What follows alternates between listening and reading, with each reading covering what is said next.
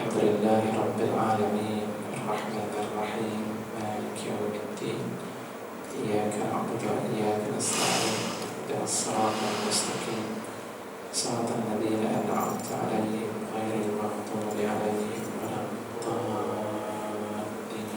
Amin.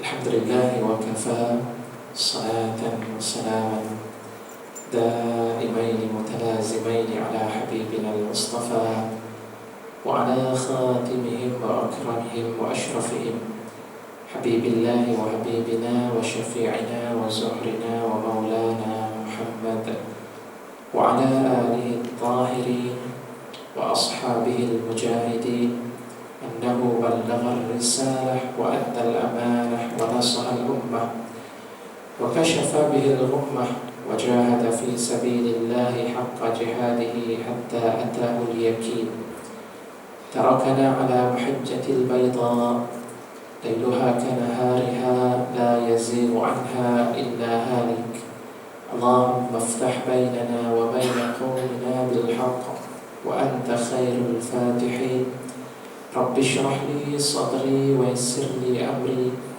واحلل عقدة من لساني يفقه قولي Allahumma amin ya rabbal alamin. Yang dihormati Tuan Imam, Tuan Bilal, seluruh ahli jawatan kuasa surau Al-Hijrah, tuan-tuan dan puan-puan, hadirin hadirat, muslimin muslimat yang dikasihi dan dirahmati Allah Subhanahu wa taala.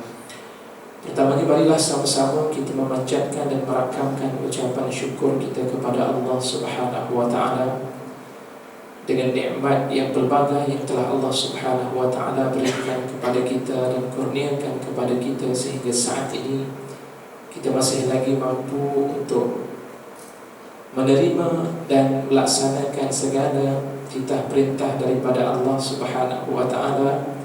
Syukur kita kepada Allah Subhanahu wa ta'ala, kita masih lagi mampu untuk bercakap. Syukur kita pada Allah Subhanahu wa ta'ala, kita masih lagi mampu untuk mendengar dan berjalan di muka bumi Allah Subhanahu wa ta'ala.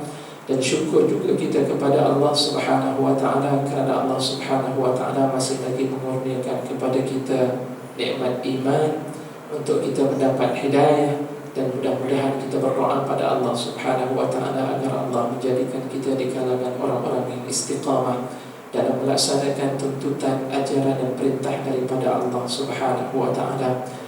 Dalam satu hadis Nabi sallallahu alaihi wasallam, baginda sallallahu alaihi wasallam membicarakan tentang soal nikmat kepada manusia. Man asbaha minkum mu'afa fi jasadih aminan fi sirbih indahu qutu yawmihi faka'annama hizalahu dunya bihadafiriha. Barang siapa di kalangan kamu yang di waktu hari tersebut, man asbaha minkum, di kalangan pada pagi tersebut, di kalangan kamu ini Allah berikan kepadanya mu'afa fi jasadi, kesehatan terhadap anggota tubuh badannya, sehat, tidak ada penyakit. Aminan fi sirbihi, Allah berikan kepadanya keamanan sama ada dari sudut hartanya maupun ahli keluarganya, aman, damai, tidak ada unsur pergaduhan pada hari tersebut. Dan begitu juga Allah Subhanahu wa ta'ala memberikan kepadanya indahu qutu yaumihi, ada makanan-makanan yang boleh dimakan pada hari tersebut.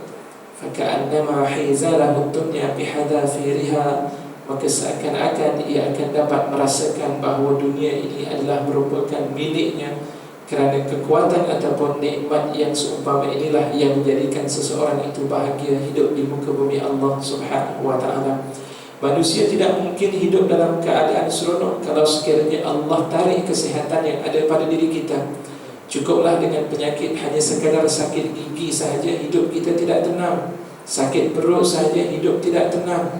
Sekejap keluar masuk pergi ke tandas, dan kemudian datang kembali, pergi lagi ke tandas, tidak mampu untuk melaksanakan kerja dalam keadaan sempurna. Tidak mungkin manusia hidup dalam keadaan aman kalau hidup bersama dengan ahli keluarganya porak-poranda, kalau hidup di dunia ini tidak memiliki wang dan juga harta. Dan tidak mungkin juga manusia boleh hidup dalam keadaan seronok, aman dan juga damai sekiranya mereka sihat, mereka memiliki harta, tapi tidak ada makanan yang boleh dimakan pada hari tersebut. Syukur kita pada Allah Subhanahu wa ta'ala, Allah masih lagi mengekalkan nikmat-nikmat seumpama ini kepada kita. Hadirin, hadirat muslimin muslimat yang dikasihi dan dirahmati oleh Allah Subhanahu wa ta'ala, pada pagi ini saya ingin mengambil suatu daripada salah satu surah yang Allah Subhanahu wa ta'ala rakamkan di dalam Al-Quranul Karim, dan di antara surah-surah tersebut daripada surah-surah Al-Lazim, iaitu surah-surah lazim yang biasa kita baca. Antara lain salah satu daripada surah yang kita baca adalah surah At-Tuha. Yang kita melihat tuan-tuan dan puan-puan sekalian, setiap kali kita mengadakan khatam Al-Quranul Karim, saat ketika kita menghatam Al-Quran, kadang-kadang timbul persoalan kepada kita, kenapa kita mesti khatam dan memulakan majlis khatam Al-Quran itu dengan membaca surah At-Tuha? Kenapa kita tidak membaca surah Al-Lail sebelum daripada itu? Ataupun mungkin kenapa kita tidak membicarakan ataupun membaca surah Asy-Syams? Bahkan timbul juga soalan kepada kita, kenapa kita tidak memulakan dengan bacaan surah Al-A'la?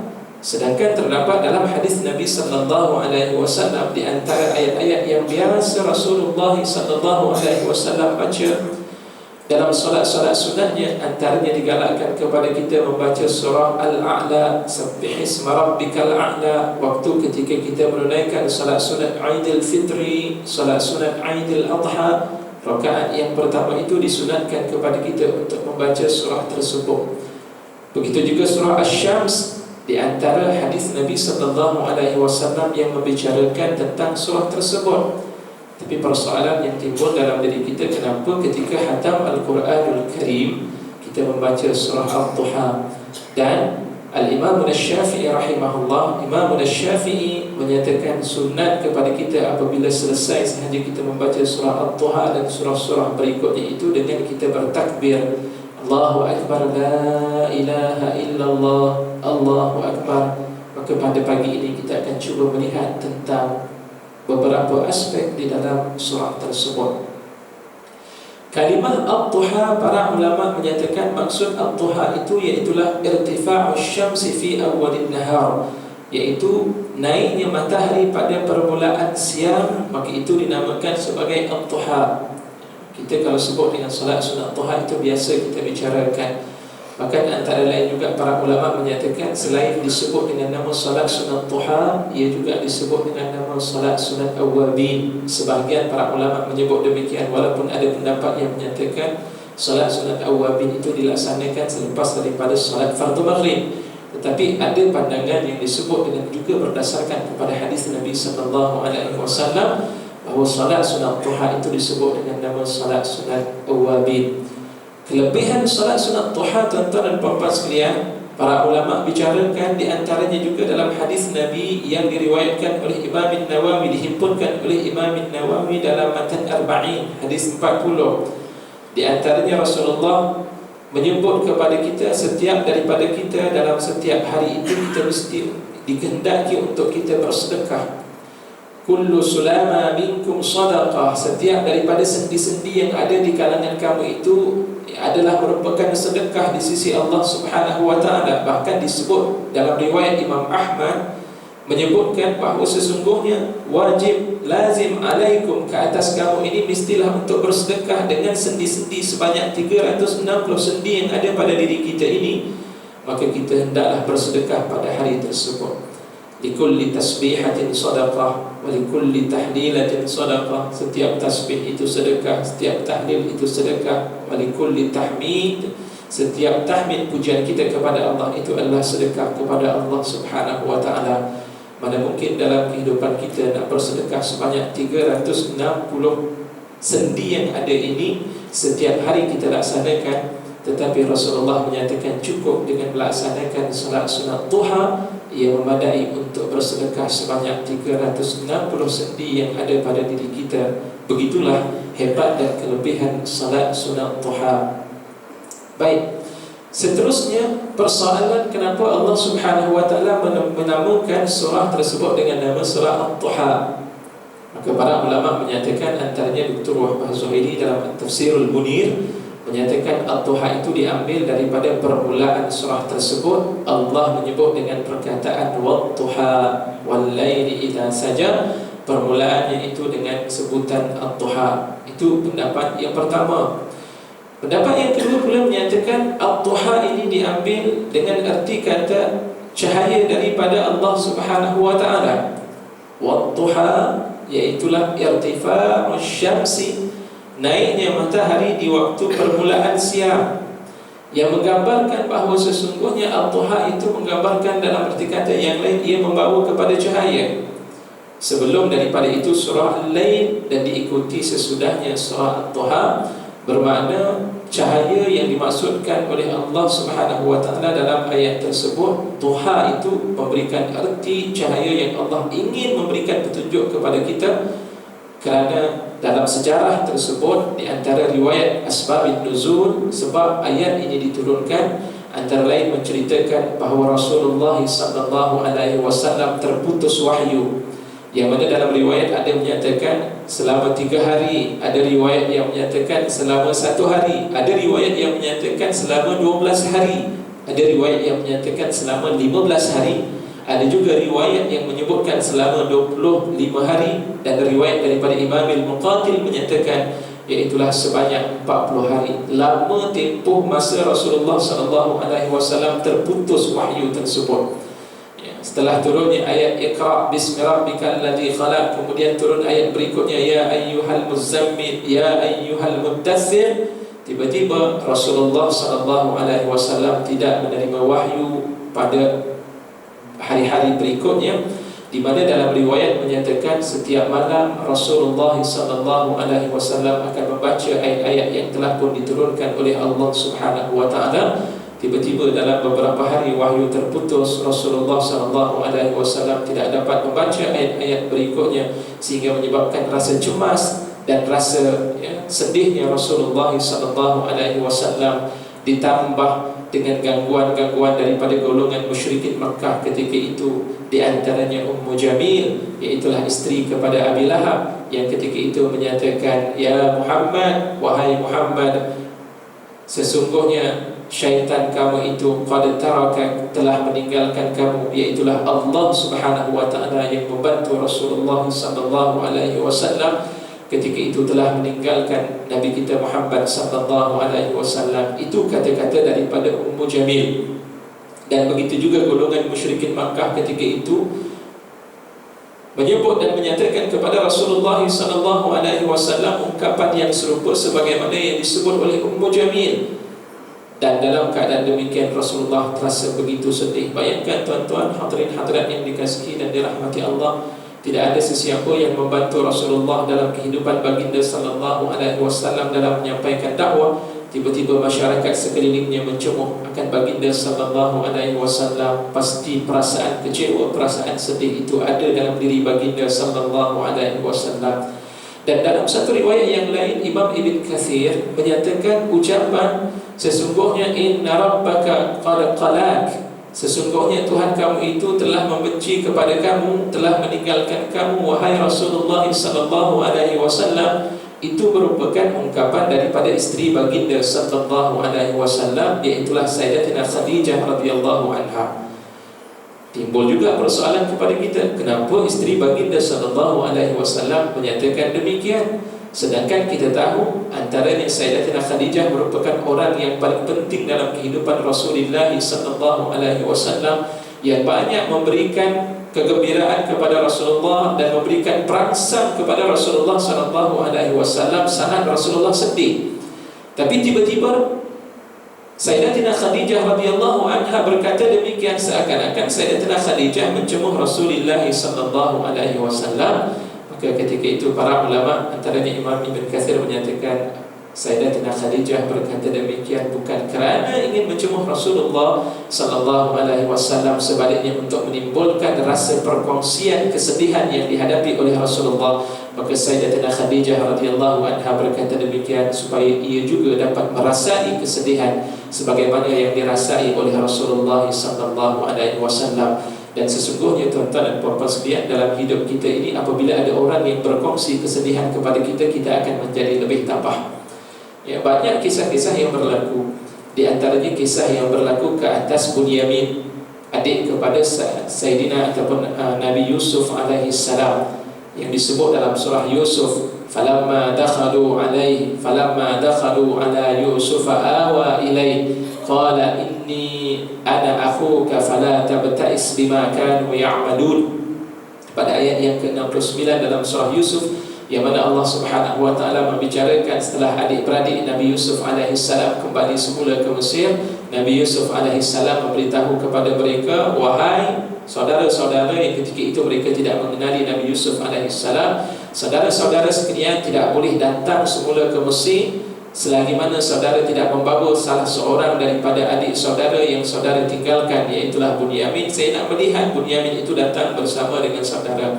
Sehinggalah akhirnya cerita tersebut habis bila mereka minta kepada ayahnya Nabi Yaqub alaihissalam. Nabi Yaqub minta kepada mereka bersumpah, sehingga akhirnya mereka dapat bertemu semula dengan Nabi Yusuf alaihissalam. Falamma dakhalu ala Yusuf, dan tatkala mereka masuk bertemu dengan Nabi Yusuf alaihissalam, sesudah daripada itu Nabi Yusuf mengagih-agihkan bilik tempat penginapan masing-masing. Setiap seorang mereka akan duduk bersama dengan dua orang adik-beradik. Sehinggalah ketika itu tinggal Bunyamin. Bunyamin dibawa bersama dengan Nabi Yusuf. Bunyamin ini akan duduk bersama denganku waktu ketika berada di dalam bilik. Ketika itu Rasulullah Nabi Yusuf alaihissalam awa ilaih, memeluk akan Bunyamin, dan kemudian Nabi Yusuf berkata, ya, sesungguhnya aku adalah merupakan saudara kamu wahai Bunyamin. Janganlah kamu berputus asa dengan segala bentuk penyiksaan, segala bentuk kezaliman yang dilakukan oleh abang-abang kamu. Ketika itu Nabi Yusuf alaihissalam ingin memberikan perangsang kepada Bunyamin yang juga turut sedih dengan apa yang telah dilakukan oleh adik-beradiknya ketika itu. Tujuan dan matlamahnya adalah untuk sama-sama merasai akan kesedihan tersebut. Begitu jugalah yang berlaku ke atas salah seorang sahabiah. Tuan-tuan dan puan-puan sekalian, kita mengenali ada seorang wanita yang cukup terkenal sebagai penyair, yang cukup dikenali pada zaman jahiliyah dan begitu juga pada zaman Islam. Antaranya salah seorang sahabiah wanita, seorang sahabat wanita di kalangan para sahabat yang lain, iaitulah Khansa. Khansa radhiyallahu anha ini adalah merupakan seorang wanita penyair yang cukup terkenal, dan beliau di antara adik-beradik, ya, dengan Sufyan ibn Harb, ya, dan beberapa orang adik-beradiknya yang lain. Dan tatkala berlaku suatu peperangan, dua orang adik-beradiknya terbunuh. Yang pertama bernama Muawiyah. Ada riwayat menyatakan Muawiyah itu adalah sepupu kepada Khansa, dan seorang lagi bernama Sakhr. Yang Sakhr ini adalah merupakan adik bongsunya, dan adik bongsunya adalah merupakan adik yang paling disayangi oleh Khansa.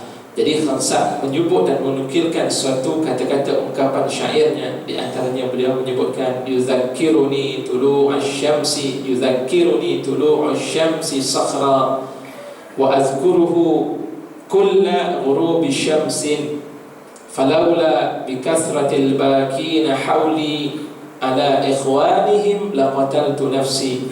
Jadi kata beliau waktu itu, sesungguhnya dengan terbitnya matahari di waktu pagi, ia mengingatkan aku akan Sakhr, dan aku akan sentiasa menyebut nama Sakhr ini di waktu ketika tenggelamnya matahari tersebut. Maknanya hidupnya, kerana apabila Sakhr mati dalam peperangan pertempuran tersebut, maka Khansa sentiasa menyebut dan menyebut, setiap hari disebut dan disebut, tak boleh nak lupa. Sehingga kan ketika Khansa memeluk ajaran Islam setelah perutusan Nabi SAW sebagai seorang Rasul ketika itu, Khansa masih lagi mengingati akan adik bongsunya yang begitu kuat keinginan ataupun sayangnya Khansa kepada adik bongsunya ketika itu. Sehingga beliau menyatakan, falaula bikathratil bakina hawli, kalaulah tidak kerana ramainya orang yang menangis sekitar aku, ala ikhwanihim, ke atas kematian saudara-saudara mereka, laqataltu nafsi, nescaya aku akan membunuh diriku. Maknanya dengan sebab ada orang lain juga yang turut serta merasai kepedihan dan keperitan sebagaimana yang dirasai, maka ketika itu keinginan untuk membunuh diri itu jauh daripada diri Khansa. Jika tidak, Khansa akan membunuh diri. Begitu keadaan manusia, tuan-tuan dan puan-puan sekalian. Apabila tidak ada sokongan dan tidak ada bantuan daripada orang yang lain, hidupnya akan sentiasa berada dalam keadaan kesepian dan sentiasa berada dalam keadaan sedih. Cuba kita lihat orang-orang yang ditimpa dengan musibah. Sahabat kita yang mungkin aksiden ataupun patah kakinya, mungkin sakit jantung dan sebagainya, berada terlantar di hospital. Ketika kita melawat saudara-saudara kita berada di hospital, saat itu bawalah aku juga barang-barang yang berharga, barang-barang yang mahal, kutipan. Nah saudara, ini kutipan wang yang kami kutip daripada surah Al-Hijrah dengan sekian banyaknya. Dia tidak merasai apa-apa keseronokan, duit tidak memberikan apa-apa kebahagiaan ketika itu. Bawalah apple yang berkualiti tinggi, jenamanya grade A dan sebagainya, kita bawa. Dia tidak akan makan buah tersebut. Yang makan mungkin tetamu-tetamu yang akan datang. Banyak makanan ni, tetamu datang tanya pada pesakit, banyak makanan ni, silalah makan apa yang ada. Ni tetamu kawan-kawan saya yang datang dahulu, dia datang bawa makanan, saya pun tak makan makanan tersebut. Yang makannya tetamu-tetamu lain makan makanan tersebut. Tapi apa yang disunatkan dan digalakkan kepada kita saat ketika kita melihat saudara-saudara kita yang ditimpa musibah, Islam mengajar kita untuk memberikan takziah kepada mereka. Yang tujuan dengan takziah yang kita ucapkan kepada mereka supaya mereka tabah dan mereka dapat mempertahankan ataupun dapat merasakan bahawa setiap ujian yang datang daripada Allah Subhanahu wa taala itu adalah merupakan salah satu daripada perkara ataupun ujian-ujian yang pasti akan diberikan kepada mereka yang beriman kepada Allah Subhanahu wa taala. Begitu yang berlaku kepada Sayyidatina Khadijah radhiyallahu anha. Justru Sayyidatina Khadijah berkata dengan perkataan demikian.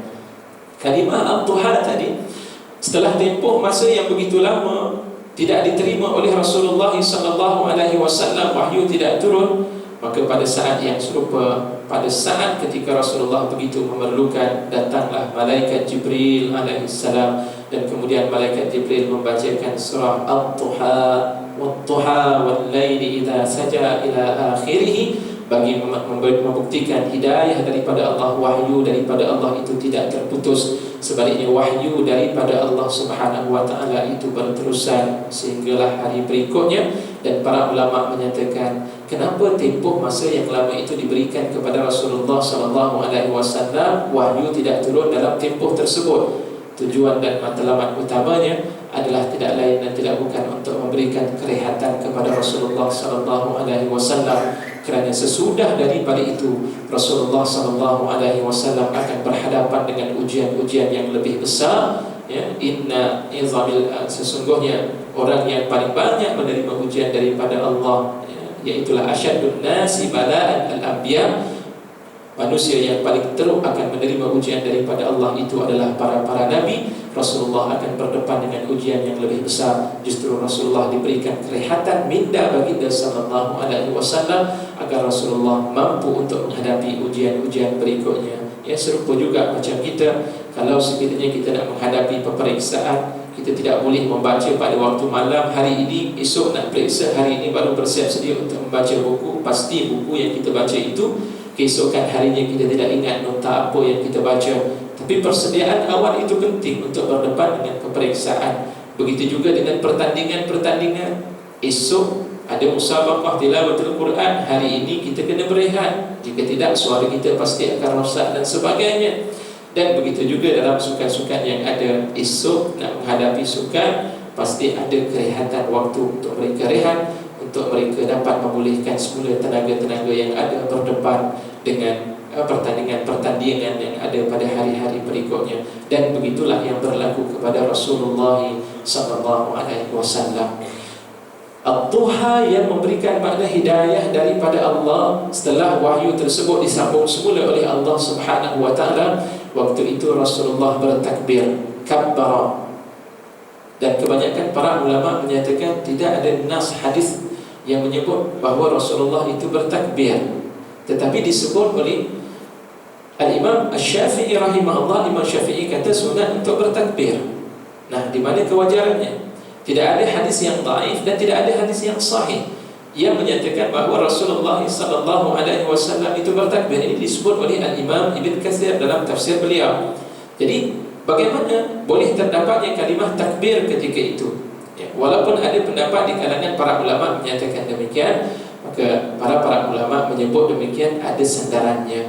Ya, ada sandaran para ulama menyatakan demikian, antara lain turunnya wahyu itu memberikan khabar gembira kepada Rasulullah sallallahu alaihi wasallam, dan sunat kepada kita ketika kita menerima sesuatu berita-berita gembira, saat ketika kita menyambut sesuatu kegembiraan itu, maka disunatkan kepada kita bertakbir. Dalam peperangan Badar, riwayat daripada Imam Ahmad, satu ketika Rasulullah sallallahu alaihi wasallam mendapat berita daripada Abdullah bin Mas'ud radhiyallahu anhu, memberitahu kepada Rasulullah sallallahu alaihi wasallam, "Ya Rasulullah, wahai Rasulullah sallallahu alaihi wasallam, aku telah berjaya membunuh Abi Jahal." Wahai Rasulullah sallallahu alaihi wasallam, aku berjaya bunuh Abi Jahal. Lalu ketika itu Rasulullah sallallahu alaihi wasallam menyebut la ilaha illallah, Allahu akbar. Rasulullah ulang balik la ilaha illallah, Allahu akbar, la ilaha illallah, Allahu akbar. Dan sesudah daripada itu Rasulullah bertakbir dengan ucapan Allahu akbar. Dan kemudian Rasulullah minta kepada Abdullah bin Mas'ud, "Wahai Abdullah bin Mas'ud, tunjukkan aku di mana kamu bunuh Abi Jahal." Dan Abi Jahal ditunjukkan oleh Abdullah bin Mas'ud. Lalu kata Rasulullah sallallahu alaihi wasallam, "Ini adalah merupakan Fir'aun ummati. Hada Fir'aun ummati." Ini adalah merupakan Fir'aun pada kurun kita, pada zaman kita. Wahai sahabat-sahabatku, Fir'aun pada kurun kita ini telah pun dibunuh oleh Allah Subhanahu wa ta'ala. Rasulullah sallallahu alaihi wasallam bertakbir. Dalam riwayat yang lain, ketika Ummu Sulaim yang ketika itu melahirkan seorang anak. Sebab kita tahu sejarah Ummu Sulaim, tuan-tuan dan puan-puan sekalian, Ummu Sulaim berkahwin dengan Abi Talha. Abi Talha ini adalah merupakan salah seorang sahabat Nabi sallallahu alaihi wasallam yang merupakan businessman, yang merupakan tajir, seorang peniaga yang berjaya. Hidupnya sentiasa keluar daripada kota Madinatul Munawwarah semata-mata untuk berniaga dan kembali dalam tempoh masa yang lama. Ketika saat Abi Talha meninggalkan isterinya ketika itu, anaknya, salah seorang daripada anak Abi Talha sakit, demam yang begitu teruk. Maka pada saat yang serupa ketika itu, dilihatnya anak tersebut berada dalam keadaan demam dan tidaklah disangkakan bahawa anaknya itu akan meninggal. Maka pada saat yang serupa dijagalah anak tersebut oleh Ummu Sulaim. Suaminya Abi Talha ketika itu meninggalkan Ummu Sulaim bersama dengan anaknya kerana semata-mata ingin meneruskan kehidupan dengan berniaga. Pada saat setelah tempoh masa lebih kurang 40 hari ketika itu, Abi Talha kembali semula ke rumahnya. Waktu itu isterinya Ummu Sulaim bersiap sedia ataupun dalam keadaan menyediakan dirinya dalam keadaan baik dengan pakaian tersiap rapi dan kemudian makanan-makanan semuanya telah disediakan.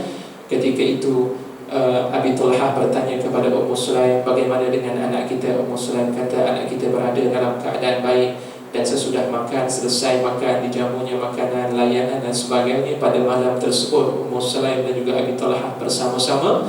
Dan keesokan paginya setelah suaminya berada dalam keadaan tenang, tuan-tuan dan puan-puan sekalian, barulah Ummu Sulaim membuka cerita yang sebenar. Ummu Sulaim pun bertanya kepada suaminya, "Abang, apa pandangan abang kalau sekiranya kita meminjam sesuatu barang itu, adakah wajar untuk kita pulangkan balik pinjaman barang yang kita pinjam, wahai abangku?"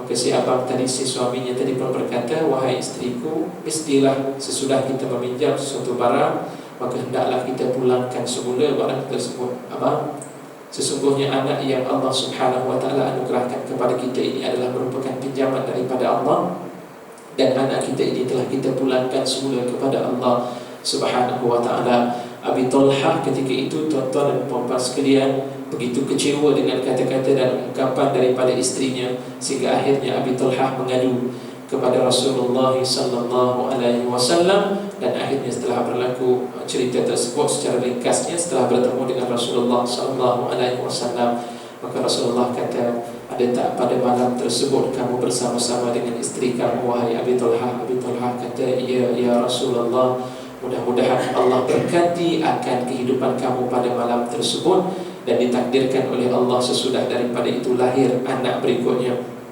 Maka ketika saat kelahiran tersebut dihabarkan kepada Rasulullah sallallahu alaihi wasallam, maka Rasulullah sallallahu alaihi wasallam bertakbir.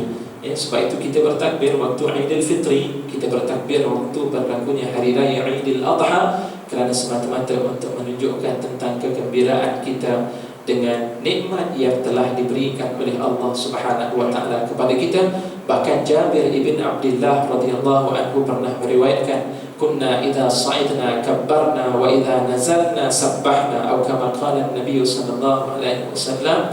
Di antara beberapa kata-kata yang disebut, kami ketika kami bersama dengan sahabat-sahabat waktu itu, ketika saat kami ini menaiki sesuatu tempat yang tinggi, naik bukit tanah tinggi, ketika itu Rasulullah bersama dengan para sahabat bertakbir.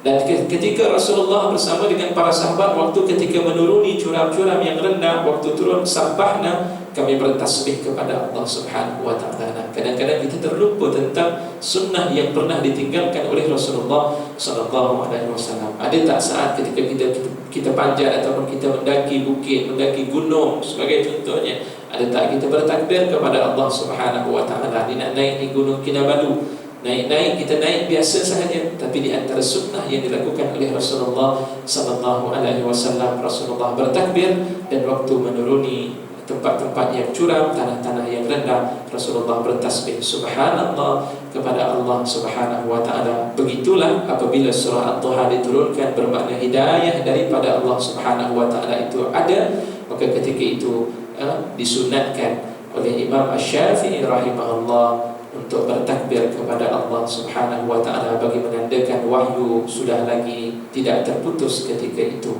Kalimah At-Duha disebut oleh para ulama dengan nama dengan memberikan makna mesej bahawa Duha itu membawa kepada cahaya. Cahaya itu adalah merupakan hidayah daripada Allah Subhanahu wa taala. Dan apa kaitan para ulama menyatakan kenapa disusun dalam surah tersebut disebut dengan surah Al-Lail terlebih dahulu dan kemudian baru surah At-Duha? Maka para ulama menyatakan Allah sebut dengan kalimah Al-Lail kemudian At-Duha kerana nak memberikan mesej kepada kita bahawa sesungguhnya di antara malam dan siang, malam terlebih dahulu dijadikan oleh Allah Subhanahu wa taala. Malam itu adalah merupakan asal, sementara siang itu adalah penambahan yang ditambah oleh Allah Subhanahu wa taala kepada kita. Gelap itu lebih dahulu berbanding dengan cahaya daripada Allah Subhanahu wa taala. Dalilnya mana? Di antaranya para ulama menyebut dalam surah Yasin. Kita baca surah Yasin, tuan-tuan dan puan-puan sekalian, antaranya Allah menyebut wa ayatul lahumul lailu naslahu minhun nahar yaslahu minhun nahar fa idahum muzlimun. Dalam ayat tersebut Allah menyatakan di antara salah satu daripada tanda-tanda kebesaran dan kekuasaan Allah Subhanahu wa taala, Allah menjadikan wa ayatul lahumul lail, bagi mereka itu adalah malam, naslahu minhun nahar, di antaranya malam yang Allah Subhanahu wa taala jadikan, maka pada saat yang serupa naslahu minhu, kami cabutkan, kami buangkan daripadanya itu akan siang, maka tiba-tiba mereka berada dalam keadaan kegelapan. Maknanya siang itu dikira seumpama selimut yang menyelimuti akan malam tersebut. Sebab kalimah salakha itu sebenarnya dia tidak sesuai kepada matahari, tuan-tuan dan puan-puan sekalian. La ilaha illallah. Begitulah Al-Quranul Karim, apabila Allah membicarakan dengan sebutan dan kalimah-kalimah dalam Al-Quran, Allah sebut bagi kita tak sesuai. Kalimah ni tak sesuai. Kita kata seekor manusia, tak boleh kita nak sebut dengan seekor manusia, ni tak sesuai. Ekor-ekor ni hanya pada binatang. Manusia kita kata seorang. Kalau kita sebut dengan binatang itu seorang binatang pun tidak sesuai, sebab binatang berekor bagi kita dari sudut bahasa. Tapi tidak bagi Allah Subhanahu wa taala. Subhanallah, Allah menyebut kadang-kadang kalimah tersebut kita rasa tidak sesuai, tapi sebaliknya ia memberikan makna dan mesej yang boleh disimpulkan dan diistimbatkan, diambil pengajaran oleh kalangan para ulama. Sebab apabila para ulama melihat kalimah salakha ini hanya pada binatang yang kita buang kulitnya, kambing yang kita buang kulitnya daripada dagingnya, itu disebut dengan kalimah salakha. Tetapi kenapa dikaitkan pula dengan bulan, dengan malam dan juga siang? Yang tujuan Allah ingin memberitahu kepada kita, para ulama menyatakan bahawa malam itu adalah merupakan asal dan siang itu adalah merupakan tambahan yang diberikan oleh Allah Subhanahu wa taala sebagai menyempurnakan nikmat ke atas kehidupan manusia yang hidup di muka bumi Allah Subhanahu wa taala. Sama juga dalam surah Yusuf, sekali lagi kita melihat kisah yang berlaku ke atas Nabi Yusuf alaihi salam. Ketika Nabi Yusuf alaihissalam dipujuk, ataupun Nabi Yaqub alaihissalam dipujuk oleh anak-anaknya agar mereka dapat bermain dengan Nabi Yusuf. Mereka minta agar dapat bermain dengan Nabi Yusuf. Nabi Yaqub alaihissalam tidak benarkan, sehingga akhirnya mereka membuat satu pujukan yang terakhir, wahai ayahdaku, kalau boleh satu hari pun jadilah kami bermain dengan Nabi Yusuf alaihissalam. Arsilhu ma'ana ghadan yarta wa yal'ab wa inna lahu lahafizun wa inna lahu lahafizun. Allah menyebut dalam ayat tersebut, arsilhu ma'ana, wahai ayahdaku, tak apalah, biarkanlah dia bermain dengan kami ghadan, esok satu hari sahaja, wahai ayahdaku, sesungguhnya kami memang sentiasa akan menjaga Nabi Yusuf alaihissalam. Yarta wa yal'ab, kalimah yang disusun oleh Allah Subhanahu wa taala dengan perkataan yarta wa yal'ab. Kalimah rata'a itu tidak sesuai kepada manusia. Kalimah yarta itu sesuai kepada binatang. Binatang yang kita biarkan, binatang ternak ini yang kita letakkan di padang rumput, dan kemudian dia memakan sepuas-puasnya dan meminum air takungan yang ada ketika itu sehingga kenyang, itu disebut dengan kalimah yarta. Tapi kalau sekiranya kepada manusia, dia akan disebut dengan perkataan ya'kul, ya'kulut ta'am, ataupun yut'imut ta'am, makan akan makanan. Itu bagi manusia sesuai. Soalannya, kenapa Allah sebut dengan kalimah yarta? Nasabnya kepada binatang, sandarannya itu kepada binatang, tetapi kenapa kalimah itu disandarkan kepada Nabi Yusuf alaihissalam, seorang Nabi, tiba-tiba disebut dengan ucapan yang sesuai untuk binatang? Maka para ulama juga bicarakan, ketika itu Nabi Yusuf masih lagi kecil. Ya, riwayat menyatakan Nabi Yusuf ketika itu usianya 7 tahun. Kanak-kanak ini, tuan-tuan dan puan-puan sekalian, ketika mereka makan, dia tak makan macam orang-orang dewasa, macam kita, tuan-tuan dan puan-puan sekalian. Nampak makanan disediakan di hadapan kita, Masya Allah, bila nampak makanan, dia dah tak kira dah makanan tersebut bahaya ataupun tidak. Ada makanan yang penting mereka boleh makan, mereka rasa sedap, mereka makan. Tapi kita tidak begitu. Tengok ni makanan seafood, minta maaf tak boleh, nanti kau tak boleh makan, padahal sedap dah masakannya. Dan ayam golek, daging golek, kambing golek, segala-galanya bergolek belakang. Kita tengok, Allah, nanti aku juga tergolek, tak boleh nak makan. Ada hadnya. Nak minum minuman yang ada di hadapan ni, tanya dulu ni, manis ke tak manis? Kalau manis tak boleh, kencing manis. Masin sangat pun tak boleh, darah tinggi. Itu bagi orang-orang dewasa, mereka memilih makanan tersebut. Tapi bagi kanak-kanak tidak begitu. Lantaran itu Allah Subhanahu wa taala menyebut dengan perkataan yarta. Timbul juga soalan di kalangan para ulama, kenapa disusun yarta wa yal'ab, kenapa tidak yal'ab wa yarta? Masya Allah, para ulama bicarakan tentang susunan ayat juga sudah memberikan kepentingan kepada kita, perbincangan dan perbicaraan di kalangan para ulama. Dan begitulah Allah membicarakan tentang siang, bahawa sesungguhnya siang kaitan dengan surah Al-Lail itu nak membicarakan siang itu adalah merupakan cabang kepada malam yang dijadikan oleh Allah Subhanahu wa ta'ala. Wadduha wal-laili idza saja.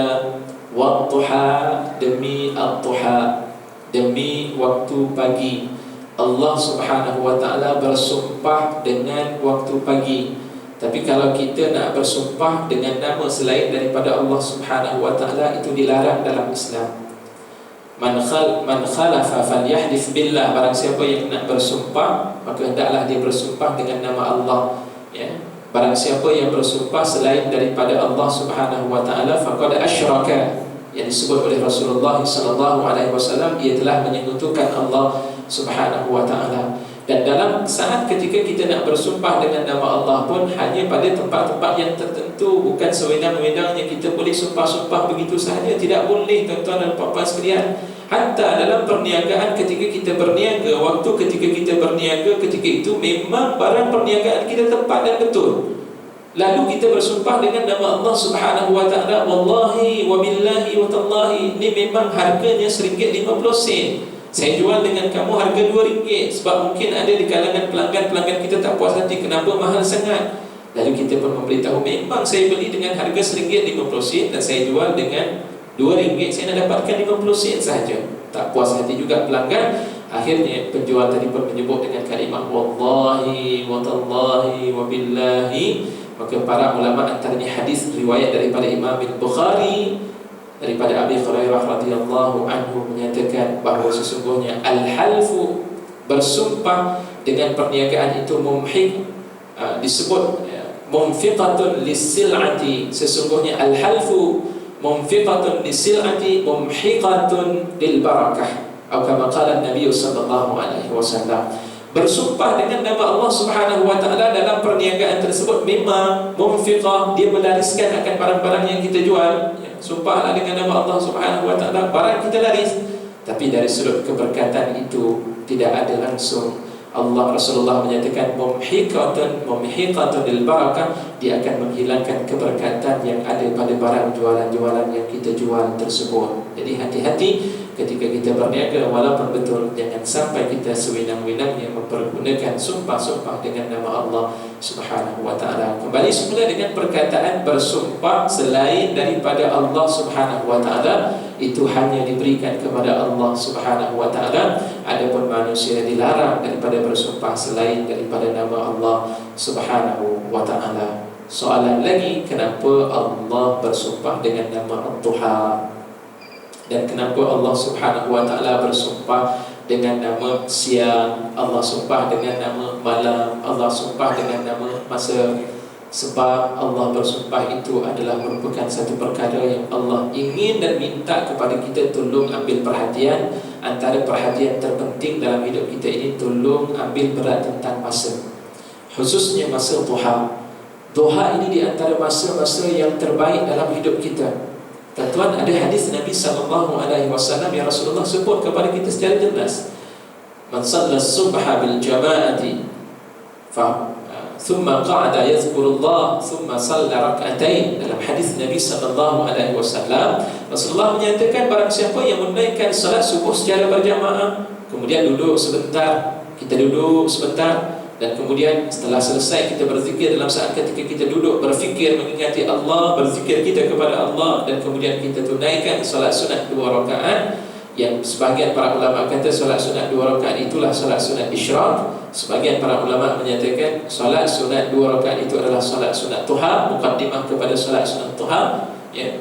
Dan sesudah daripada itu, apa kata Rasulullah sallallahu alaihi wasallam? Sesungguhnya mereka yang berjaya menunaikan salat subuh secara berjamaah, berzikir kepada Allah, duduk, dan kemudian dia menunaikan salat sunat 2 rakaat, maka pahalanya seumpama pahala haji dan juga umrah. Allah, seronoknya agama Allah Subhanahu wa taala. Tak dapat nak tunaikan haji, tak dapat nak tunaikan umrah, cukup dengan salat subuh berjamaah dan kemudian berzikir serta tunaikan salat sunat 2 rakaat itu sudah memadai untuk kita mendapat pahala haji dan pahala umrah. Rasulullah kata dengan 3 kali ucapan baginda sallallahu alaihi wasallam, tammatan tammah, dalam keadaan sempurna pahala tersebut, sempurna pahala tersebut, sempurna pahala tersebut. Allah berikan kepada kita pahala haji dan umrah tunai solat waktu subuh pagi.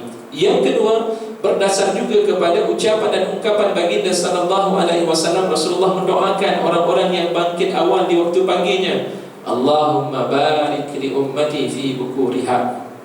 Ya Allah, ya Tuhanku, Kau berikanlah keberkatan kepada umat aku ini fi bukuriha, di waktu paginya. Waktu pagi ini, waktu kita bangkit awal pagi, adalah merupakan waktu yang terbaik kepada kita. Dan sebab itulah kalau kita melihat di kalangan para sahabat Nabi sallallahu alaihi wasallam, antaranya Sakhr radhiyallahu anhu, dia adalah merupakan salah seorang peniaga tajir, dan dalam riwayat menceritakan perniagaannya menjadi perniagaan yang begitu laris dan menjadi seorang yang kaya raya, menjadi seorang jutawan disebabkan ketika dia berniaga di awal pagi. Kita nak buka kadang-kadang kedai pukul 10, pukul 11 baru nak mula buka kedai, ya. Tapi para sahabat Nabi SAW setelah selesai menunaikan ibadah salat subuh dan sesudah daripada itu mereka bergerak awal untuk berniaga, niatnya lillahi ta'ala, kerana Allah Subhanahu wa ta'ala. Lantaran itu mereka menjadi kaya raya.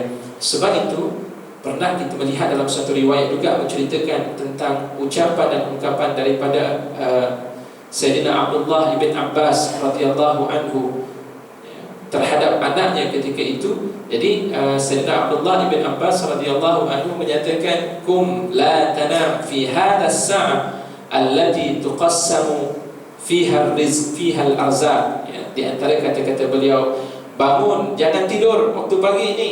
Pagi ini adalah merupakan waktu di mana rezeki-rezeki sedang diagih-agihkan oleh Allah Subhanahu wa ta'ala. Allah agihkan rezeki kita itu di waktu pagi. So itu pagi ini kita ambil perhatian, kerana pagi adalah merupakan waktu yang terbaik. Justru Allah Subhanahu wa taala menyebut dengan perkataan wadduha wal laili idza saja, dan demi malam yang apabila ia melabuhkan tirainya. Ada satu menyebut ghasya, artinya malam tersebut telah melabuhkan tirainya dan berada dalam keadaan kegelapan. Dan ada juga menyatakan saja ai sakan, maksud daripada saja itu adalah ketenangan. Malam yang boleh menimbulkan ketenangan kepada manusia.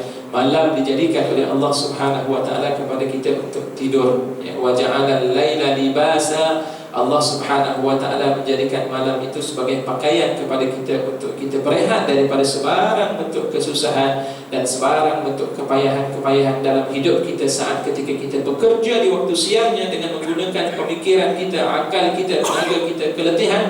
Dan malam itu dijadikan oleh Allah dengan suasana yang gelap gelita untuk kita merehatkan seluruh bebanan-bebanan kehidupan yang telah pun kita laksanakan di waktu siang. Wal-laili idza saja ma wadda'aka rabbuka wa ma qala. Tidaklah wadda'aka, Tuhan kamu meninggalkan kamu wahai Rasulullah sallallahu alaihi wasallam. Tuan-tuan, kita sebut biasa haji dengan sebutan haji wada'. Apa maksud wada'? Iaitu selamat tinggal. Dan biasanya disebut dengan kalimah wada', yada'u, meninggalkan. Tetapi Allah menyebut dengan perkataan ma wadda'aka. Kalimah wadda'a itu para ulama sebut dia menggunakan wazan ataupun formula fa'ala. Apabila perbuatan tersebut dengan menggunakan perbuatan fa'ala ay wadda'a, itu memberikan makna berbeza dengan perkataan perbuatan yang menggunakan kalimah wada'a. Maknanya kalimah wada'a dengan wadda'a itu berbeza, walaupun maknanya sama. Setiap pertambahan huruf dalam sesuatu perbuatan itu memberikan pertambahan dari sudut kerja yang dilakukan. Maka kalimah wada'a itu dia meninggalkan. Apabila disebut dengan kalimah wadda'a, itu merupakan suatu perpisahan dengan perpisahan yang begitu menyedihkan sekali. Jadi kalimah wadda'a yang disebut oleh Allah itu nak menggambarkan tentang betapa sedih, terlalu sedihnya Rasulullah SAW berpisah, seumpama berpisah dirinya dengan seorang kekasih ketika itu. Jadi terlalu sedihnya Rasulullah SAW Allah gambarkan dan nukilkan dalam bentuk perkataan. Kita tak tahu apa-apa, tuan-tuan. Tengok biasa je ustaz, tapi para penyair mereka melihat dengan setiap patah perkataan ayat-ayat Allah Subhanahu wa taala, bila mereka menilai dari sudut bahasanya, masya-Allah tingginya sastra yang terdapat dalam Al-Quranul Karim. Wa ma qala, dan sesungguhnya Allah Subhanahu wa taala Tuhan kamu itu tidaklah membenci kamu wahai Rasulullah sallallahu alaihi wasallam. Tuan-tuan, perkataan kita lihat dari sudut perkataan. Sebab itu kalau kita bicara tentang perkataan dalam Al-Quran itu juga, maka dia boleh kita bicarakan dalam tempoh masa yang cukup lama. Kita ambillah ringkas-ringkas daripada perkataan tersebut. Tuan-tuan, dalam bahasa Arab ada beberapa perkataan yang apabila Allah Subhanahu wa taala sebut itu bagi kita sama. Abghadha, ya. Kalimah qala, kariha. Kariha artinya benci. Sebab itu kita sebut dengan hukum makruh. Makruh ni apa? Dibenci. Benci dalam bahasa kita. Sebut abghadha, membenci juga. Sebut dengan perkataan qala, benci juga. Tapi beza dalam bahasa Arab. Apabila sesuatu kebencian itu dengan kebencian yang begitu dahsyat sekali, memang kita terlalu benci kepada seseorang, itu digunakan dengan kalimah qala. Kalimah qala. Jadi kalimah qala itu Allah Subhanahu wa taala sebut dalam surah At-Taha, itu nak menggambarkan ketika itu dirasakan oleh Rasulullah sallallahu alaihi wasallam bahawa Allah sangat membenci akan Rasulullah sallallahu alaihi wasallam. Lantaran itu disebut perasaan Rasulullah itu dalam ayat yang Allah Subhanahu wa taala nyatakan, ma wadda'aka rabbuka wa ma qala. Allah ingin menguji Rasulullah sallallahu alaihi wasallam. Wadduha wal laili idza saja ma wadda'aka rabbuka wa ma qala walal akhiratu khairul laka minal ula. Walal, dan lam yang Allah Subhanahu wa taala nyatakan dalam ayat tersebut adalah lam taukid, sebagai lam taukid, sebagai mengukuhkan walal akhirah, dan sememangnya akhirat itu lebih baik daripada ula, lebih baik daripada dunia. Allah Subhanahu wa taala jadikan akhirat itu adalah tempat yang terbaik. Kisah yang berlaku yang dicatat juga oleh Abdullah bin Mas'ud radhiyallahu anhu. Ketika itu Rasulullah sallallahu alaihi wasallam sedang berbaring pada tikar daripada pelepah-pelepah tamar. Jadi pada saat ketika Rasulullah sallallahu alaihi wasallam sedang berbaring, ketika itu Rasulullah bangkit daripada pembaringannya, dan kemudian sahabat Nabi Abdullah bin Mas'ud radhiyallahu anhu bergegas mendekati Rasulullah. Pada belakang badan Rasulullah ada beberapa kotoran, pasir-pasir yang terlekat pada anggota badan Rasulullah sallallahu alaihi wasallam. Abdullah bin Mas'ud segera mengesatnya. Wa amsa, aku mengesat akan jambi Rasulullah sallallahu alaihi wasallam. Belakang Rasulullah sallallahu alaihi wasallam itu dikesat oleh Abdullah bin Mas'ud kerana sayangnya kepada Rasulullah sallallahu alaihi wasallam. Maka ketika itu Abdullah bin Mas'ud pun berkata, "Adaitana ya Rasulullah, sesungguhnya kamu telah menyakitkan diri kami, menyebabkan kami begitu sedih melihat keadaan kamu. Halla, boleh tak tidak kepada kami untuk kami menyediakan suatu tempat yang lain yang lebih baik, ya, kami sediakan tilam yang lebih baik daripada tempat pembaringan kamu ya Rasulullah." Apa kata Rasulullah sallallahu alaihi wasallam? Masali wa masalud dunya, perumpamaan aku ini dengan perumpamaan dunia, karakibin zalla tahta syajaratin thumma istaraha wa tarakaha. Kata baginda sallallahu alaihi wasallam, sesungguhnya perumpamaanku ini dengan perumpamaan dunia adalah seumpama rakibin, seorang penunggang yang sedang menunggang seekor binatang, seekor tunggangan, dan kemudian dia duduk, istazalla zanna tahta syajaratin, ia berlindung berteduh sebentar untuk menghilangkan kepenatan yang ada di sebatang pokok, dan kemudian semaraha wa tarakaha, dan kemudian dia pergi dan meninggalkan pokok tersebut. Itulah dia diriku, wahai sahabat-sahabatku. Begitu ucapan daripada Rasulullah sallallahu alaihi wasallam. Sebab baginda sallallahu alaihi wasallam nak mengajar dan memberitahu kita, tuan-tuan dan puan-puan sekalian, sesungguhnya muka bumi Allah Subhanahu wa taala yang Allah jadikan hanyalah sekadar mazra'ah, tempat untuk kita bercucuk tanam, dan tempat yang paling kekal untuk kita menuai segala keuntungan itu adalah di hari akhirat. Allah ingatkan dalam ayat, walal akhiratu khairul laka minal ula wala sawfa yu'tika rabbuka fatarda. Subhanallah, kalimah wala sawfa yu'tika rabbuka fatarda itu sepatutnya menjadi perhatian kepada kita. Nikmat yang Allah Subhanahu wa taala begitu besar berikan kepada kita, tuan-tuan, dengan kehadiran Rasulullah sallallahu alaihi wasallam. Tidak ada nabi yang paling penyayang kepada umatnya melainkan Rasulullah sallallahu alaihi wasallam. Ketika turunnya ayat, ketika dibacakan di hadapan Rasulullah dalam surah Ibrahim, begitu juga ayat yang diturunkan kepada Nabi Isa alaihi salam, Rabbi innahunna adlalna katsiran minan nas faman tabi'ani fa innahu minni wa man asani fa innaka ghafurur rahim. Dan begitu juga ayat yang Allah Subhanahu wa taala sebut tentang Nabi Isa alaihi salam, in tu'adzibhum fa innahum ibaduk wa in taghfir lahum fa innaka antal azizul hakim. Kedua-dua ayat ini apabila Rasulullah dengar, innahunna, Nabi Ibrahim ketika itu mengadu kepada Allah, ya Allah, ya Tuhanku, wahai Tuhanku, sesungguhnya berhala-berhala tersebut telah menyesatkan ramai di kalangan manusia daripada umatku, wahai Allah Subhanahu wa ta'ala. Barang siapa yang mengikut aku, maka dia akan mendapat faman tabi'ahu minni, ya, barang siapa faman tabi'ani, barang siapa yang mengikut aku, dia adalah daripada kalanganku.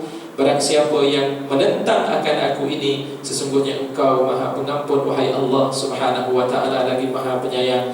In tu'adzibhum fa innahum ibaduk, kalau sekiranya kamu mengazab mereka, sesungguhnya mereka hamba-Mu, wahai Allah. Wa in taghfir lahum, kalau sekiranya kamu mengampunkan mereka, ya Allah, sesungguhnya engkau maha perkasa, lagi maha bijaksana, wahai Allah Subhanahu wa ta'ala. Rasulullah mendengar ayat tersebut, dan kemudian disebut yabki, Rasulullah menangis, tuan-tuan dan puan-puan sekalian. Dan kemudian Allah Subhanahu wa ta'ala melihat ketika itu, tanya kepada malaikat Jibril, wahai Jibril, cuba perhatikan apa yang berlaku kepada Muhammad. Kenapa dalam keadaan demikian Muhammad sallallahu alaihi wasallam menangis ketika itu? Dan ketika itu malaikat Jibril turun mendengar Rasulullah sedang menyebut ummati, ummati, ummati, wahai umatku, wahai umatku, wahai umatku. Dan kemudian diberitakan kepada Allah diberitahu oleh malaikat Jibril kepada Allah Subhanahu wa taala, wahai Allah Subhanahu wa taala, Muhammad sedang mengingati akan umat-umatnya ketika ia sedang mendengar dua ayat tersebut. Lalu Allah Subhanahu wa taala memberitahu kepada Muhammad sallallahu alaihi wasallam, inna sanurqika fi ummatik, wahai Muhammad, sesungguhnya kami meredai engkau berada pada umatmu, wahai Rasulullah sallallahu alaihi wasallam. Rasulullah turun kepada kita, Allah redha dan Allah menjadikan kita ini di antara umat pilihan Allah Subhanahu wa taala, umat yang terbaik. Dengan datangnya Rasulullah sallallahu alaihi wasallam, kita diberikan beberapa kelebihan. A'taitu khamsan lam yu'tahunna ahadun minal anbiya'i qabli. Di antaranya Rasulullah menyatakan kelebihan pada umat Nabi Muhammad sallallahu alaihi wasallam, dan khusus kepada Rasulullah sallallahu alaihi wasallam, aku diberikan 5 perkara yang tidak diberikan kepada seorang pun daripada nabi-nabi sebelum daripadaku. Yang pertama, nusirtu birra'bi masirata syahrin, aku diberikan bantuan dan pertolongan dengan rasa takutnya pihak musuh dalam tempoh sebulan ketika mereka merancang untuk memerangi umat Nabi Muhammad sallallahu alaihi wasallam. Itu zaman Rasulullah. Zaman kita ni bila dengar isu nak berperang, musuh pun berani sebab jauhnya kita daripada Allah Subhanahu wa taala. Tetapi kalau kita dekat dengan Allah Subhanahu wa taala, tuan-tuan, bukti cukup ternyata di hadapan kita. Cukuplah kita melihat saudara-saudara kita, para pejuang yang berada di Gaza. Mereka tidak memiliki senjata yang canggih, tapi Allah berikan bantuan dan pertolongan dengan kekuatan mereka miliki apabila ikatan yang begitu rapat, takarrubnya mereka dengan Allah Subhanahu wa taala menjadi bukti yang nyata di atas kemenangan yang diperolehi oleh mereka. Begitulah yang berlaku kepada Rasulullah sallallahu alaihi wasallam. Sebulan timbul rasa kegerunan kepada mereka, sedangkan Rasulullah tidak memiliki senjata yang canggih berbanding dengan mereka pada saat dan waktu itu. Tetapi yakinnya dengan Allah Subhanahu wa taala itu merupakan kekuatan dan senjata utama bagi umat Nabi Muhammad sallallahu alaihi wasallam. Dan di antara kelebihannya, wa ju'ilat liyal ardu masjidan wa tahura, dan dijadikan bumi ini milikku, milik umatku ini. Bumi ini adalah sebagai tempat sujud, dibenarkan kita sujud, berbanding dengan umat terdahulu. Kalau nak beribadah pada Allah, mereka hanya pada tempat-tempat yang khusus, tapi tidak kepada umat Nabi Muhammad sallallahu alaihi wasallam.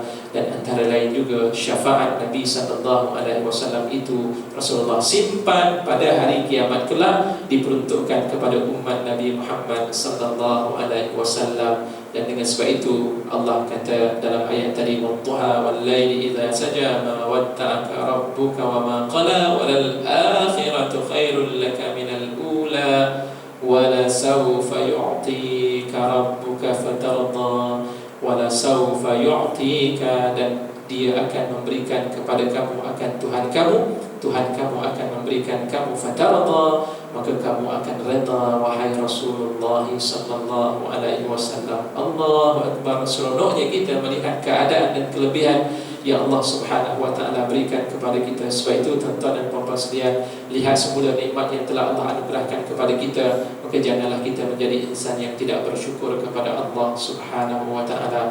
Dan selanjutnya tuan-tuan dan puan-puan sekalian, Allah membicarakan tentang beberapa anugerah dan kelebihan yang Allah Subhanahu wa taala berikan kepada Rasulullah sallallahu alaihi wasallam. Daripada kecil sudah pun dijaga oleh Allah Subhanahu wa taala. Dan sesudah daripada itu saya cuba ringkaskan perbincangan kita dalam surah tersebut. Di penghujungnya Allah memberikan beberapa perkara sebagai akhlak seorang yang beriman kepada Allah Subhanahu wa taala. Timbul kasih sayang kita kepada orang-orang yang susah. Cerita tentang anak yatim, Allah menyatakan, ya, apabila ada anak yatim jangan kita marah mereka.